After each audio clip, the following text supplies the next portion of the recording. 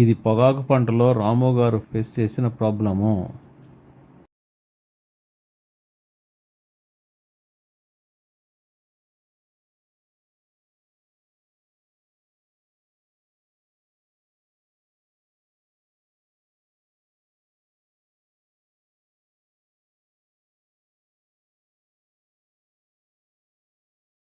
జనవరి 2వ తారీఖున వాడారు.